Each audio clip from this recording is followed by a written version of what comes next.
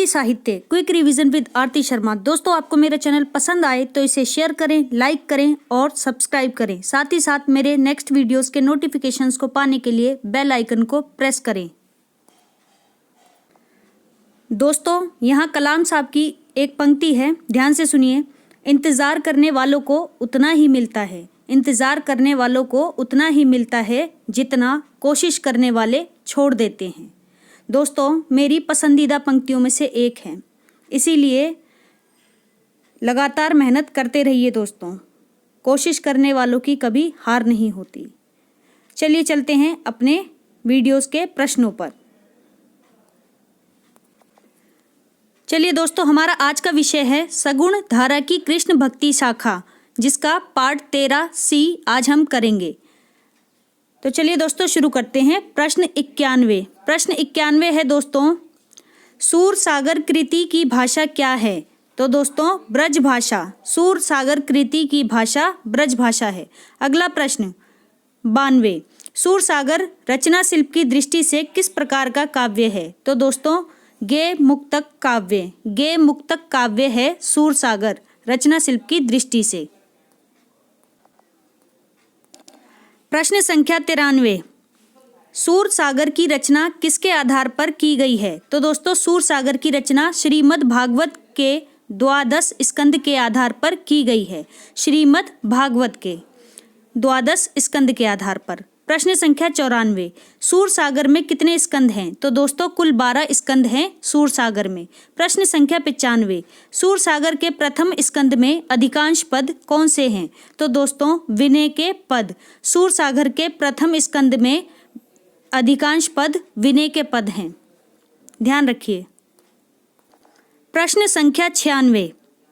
सूर सागर के दूसरे स्कंद में अधिकांश पद कौन से हैं? तो दोस्तों भक्ति संबंधी पद। सूर सागर के दूसरे स्कंद में अधिकांश पद भक्ति संबंधी पद हैं। प्रश्न संख्या 97। सूर सागर के दूसरे स्कंद के बाद अष्टम स्कंद तक किसका निरूपण है? तो दोस्तों सूर सागर के दूसरे स्कंद के बाद अष्टम स्कंद तक विष्णु के अन्य अवतारों और अन्य पौराणिक कथाओं का निरूपण है। फिर से सुनिए, विष्णु के अन्य अवतारों और अन्य पौराणिक कथाओं का निरूपण है। प्रश्न संख्या 97 हमने कर ली दोस्तों। अभी प्रश्न संख्या 98 देखते हैं। सूर सागर के नवम स्कंद में किसकी कथा है? तो दोस्तों राम अवतार की कथा है। सूर सागर के नवम स्कंद में राम अवतार की कथा। प्रश्न संख्या 99। सूर सागर के नवम स्कंद में राम अवतार की कथा किससे प्रभावित है? तो दोस्तों वाल्मीकि रामायण से। वाल्मीकि रामायण से सूर सागर के नवम स्कंद में राम अवतार की कथा प्रभावित है। प्रश्न संख्या 100। तुलसीदास की रामचरित मानस का प्रभाव किस पर नहीं है? दोस्तों नहीं है वाला प्रश्न है, ध्यान से सुनिए। तुलसीदास की रामचरित मानस का प्रभाव नवम स्कंद में राम अवतार की कथा पर नहीं है। नवम स्कंद में राम अवतार की कथा पर नहीं है तुलसीदास की रामचरित मानस का प्रभाव। प्रश्न संख्या 101। सूर सागर में किस स्कंद का प्राधान्य है? तो दोस्तों सूर सागर में 10वें स्कंद का प्राधान्य है। 10वें स्कंद का। प्रश्न संख्या 102। सूर सागर में सबसे बड़ा स्कंद कौन सा है? तो दोस्तों 10वां स्कंद। 10वां स्कंद सूर सागर में सबसे बड़ा स्कंद है। प्रश्न संख्या 103। सूर सागर के 10वें स्कंद के पूर्वार्ध में कितने पद हैं? तो दोस्तों 3494 पद हैं। 3494 पद हैं सूर सागर के 10वें स्कंद के पूर्वार्ध में। प्रश्न संख्या 104। सूर सागर के 10वें स्कंद के पूर्वार्ध में किसका वर्णन है? तो दोस्तों श्री कृष्ण के बाल जीवन का वर्णन है। श्री कृष्ण के बाल जीवन का वर्णन है सूर सागर के 10वें स्कंद के पूर्वार्ध भाग में। प्रश्न संख्या 105। सूर सागर के 10वें स्कंद के उत्तरार्ध भाग में कितने पद हैं? तो दोस्तों कुल 138 पद हैं। 138 पद हैं सूर सागर के 10वें स्कंद के उत्तरार्ध भाग में। प्रश्न संख्या 106। सूरसागर के 10वें स्कंद के उत्तरार्ध में किसका वर्णन है? तो दोस्तों सूरसागर के 10वें स्कंद के उत्तरार्ध में द्वारिका गमन से लेकर अंत तक श्री कृष्ण की जीवनी का वर्णन है। द्वारिका गमन से लेकर अंत तक श्री कृष्ण की जीवनी का वर्णन है सूरसागर के 10वें स्कंद के उत्तरार्ध भाग में। प्रश्न संख्या 107, सूरसागर को स्त्री चरित्र का विशाल काव्य, स्त्री चरित्र का विशाल काव्य किसने कहा है? तो दोस्तों पंडित हजारी प्रसाद द्विवेदी ने। पंडित हजारी प्रसाद द्विवेदी ने सूरसागर को स्त्री चरित्र का विशाल काव्य कहा है। प्रश्न संख्या 107, सूरसागर को स्त्री चरित्र का विशाल काव्य पंडित हजारी प्रसाद द्विवेदी ने कहा है। ये अभी हमने कर लिया। अगला प्रश्न है 108, सूरसागर महाकाव्य की श्रेणी में क्यों नहीं आता? क्यों नहीं आता? तो दोस्तों क्योंकि इसमें कथा संगठन और वर्णन शैली अव्यवस्थित है। कथा संगठन और वर्णन शैली अव्यवस्थित है, इसीलिए सूरसागर महाकाव्य की श्रेणी में नहीं आता। प्रश्न संख्या 109, सूरसागर महाकाव्य न होते हुए भी साहित्य में महाकाव्यों के समानांतर स्थान पाने का अधिकारी क्यों है? तो दोस्तों इसके सभी पद अपने आप में स्वतंत्र हैं, फिर भी इसमें कथा सूत्र की प्रबंधात्मकता विद्यमान है। फिर से सुनिए, इसके सभी पद अपने आप में स्वतंत्र हैं और फिर भी इसमें कथा सूत्र की प्रबंधात्मकता विद्यमान है, इसीलिए सूरसागर महाकाव्य न होते हुए भी साहित्य में महाकाव्यों के समानांतर स्थान पाने का अधिकारी है। ठीक है, बहुत ही प्यारा क्वेश्चन है दोस्तों, ध्यान से पढ़ लीजिए और देख लीजिए। प्रश्न संख्या 110, साहित्य लहरी। साहित्य लहरी कैसा ग्रंथ है? तो दोस्तों यह एक श्रृंगार ग्रंथ है। श्रृंगार ग्रंथ है साहित्य लहरी, और किसका है? सूरदास का। ठीक है।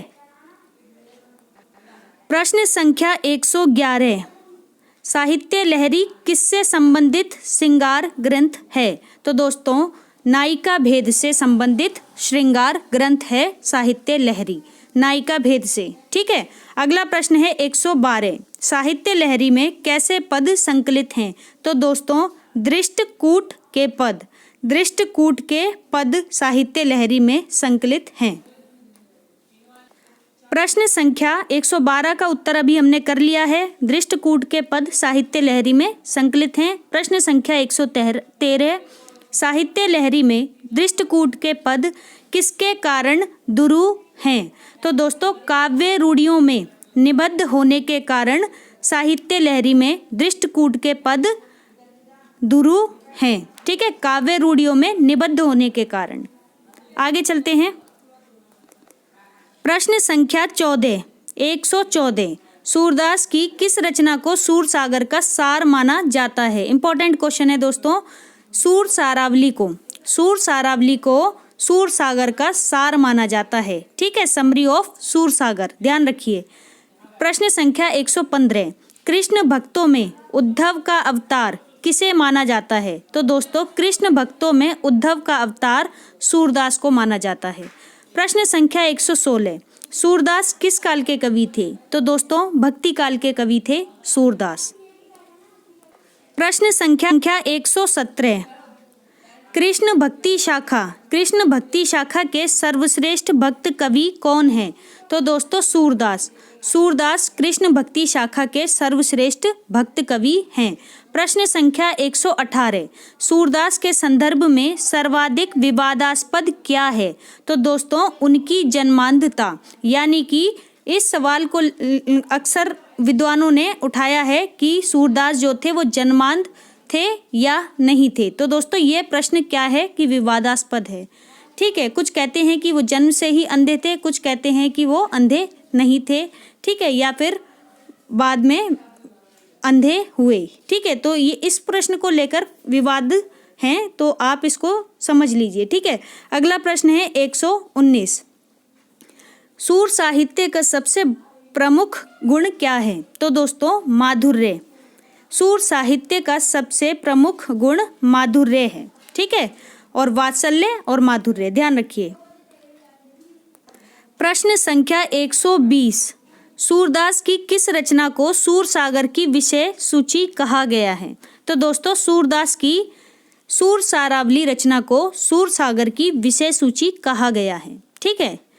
प्रश्न संख्या 121, सूरदास के गेय पद कैसे हैं? तो दोस्तों सूरदास के गेय पद मुक्तक हैं। ठीक है, मुक्तक हैं, ध्यान रखिए। प्रश्न संख्या 112, सूरदास के गेय पदों में क्या नहीं है? तो दोस्तों सूरदास के गेय पदों में प्रबंधात्मकता का रस नहीं है। प्रबंधात्मकता का रस नहीं है सूरदास के गेय पदों में। प्रश्न संख्या 123, रामचंद्र शुक्ल ने जीवनोत्सव का कवि किसे कहा है? तो दोस्तों जीवनोत्सव का कवि कहा है रामचंद्र शुक्ल ने सूरदास को, और वहीं तुलसीदास को रामचंद्र शुक्ल ने जातीय कवि कहा है। ठीक है, ध्यान रखिए, मोस्ट इंपॉर्टेंट प्रश्न है दोनों। ठीक है, अगला प्रश्न है 124, विट्ठल नाथ ने सूरदास को क्या कहा है? तो दोस्तों विट्ठल नाथ ने सूरदास को पुष्टि मार्ग का जहाज कहा है। मोस्ट इंपॉर्टेंट क्वेश्चन, कई बार एग्जाम्स में रिपीट हुआ है। तो विट्ठल नाथ ने सूरदास को पुष्टि मार्ग का जहाज कहा है। ठीक है, तो दोस्तों प्रश्न संख्या 124 का सही उत्तर है पुष्टि मार्ग का जहाज। अब देखते हैं प्रश्न संख्या 125, राधा को रस स्वरूपा किसने कहा है? तो दोस्तों राधा को रस स्वरूपा हित हरिवंश ने कहा है। हित हरिवंश ने कहा है। ठीक है।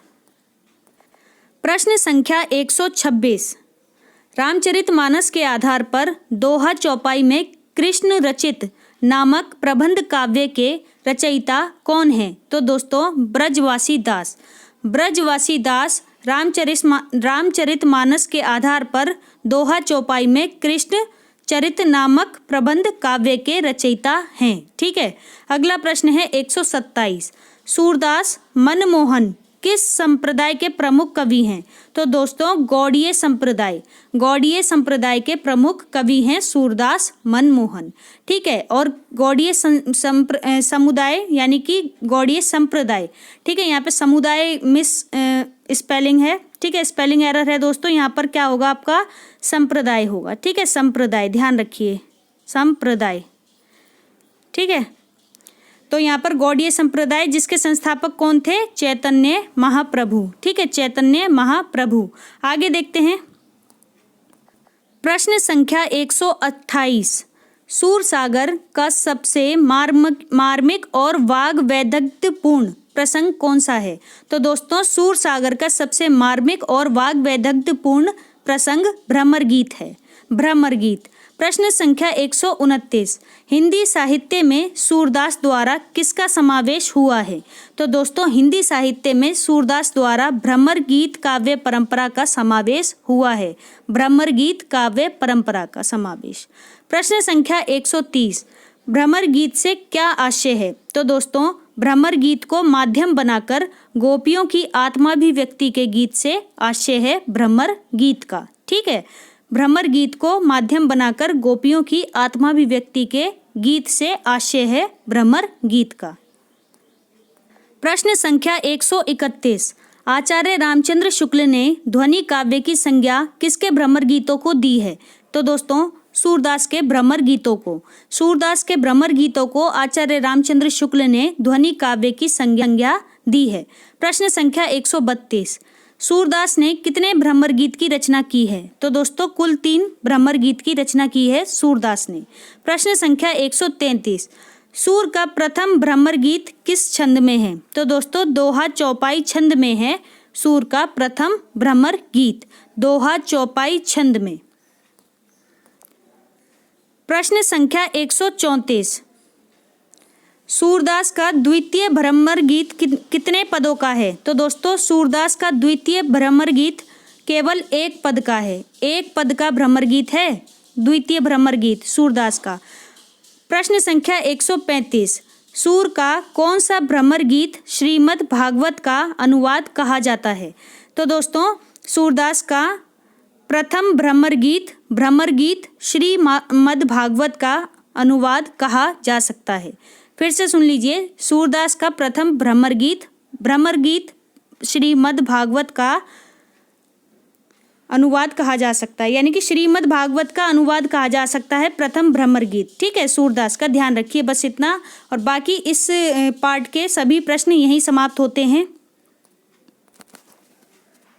Thanks for watching. तो दोस्तों, आपको अगर मेरे वीडियोस पसंद आ रहे हैं तो मेरे वीडियोस को लाइक करें, शेयर करें और मेरे चैनल को सब्सक्राइब करें। बाकी मेरे अगले वीडियोस के नोटिफिकेशंस को पाने के लिए बेल आइकन को प्रेस करें। धन्यवाद दोस्तों।